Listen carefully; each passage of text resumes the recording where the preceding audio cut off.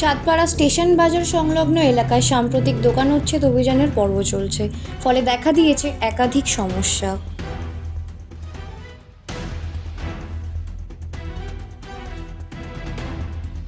এই উচ্ছেদের ফলে বহু ব্যবসায়িক পণ্য ক্ষতিগ্রস্ত হয়েছে।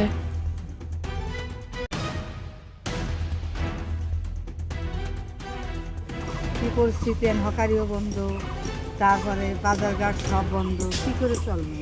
তোমার মতন মায়ের নাতি ওই জায়গাগুলো 38 বছরের ব্যবসা করছি আমি এখানে বসে। আমাদের এমন কিছু নেই যে আমরা কিছু করবো। হাহাকার লাগিয়ে গেছে আমাদের, যেন আমখানে ঝড়ে যেরকম একটা ঝড় হয়েছিল, এবার সেরকমটা ঝড় হয়ে গেছে। যে করবো, মরবো না বাঁচবো না কী দেখি করবো বুঝতে, তার মধ্যে বোট টোট কাটাকুটো সব বোটও কাটিয়ে গেছে।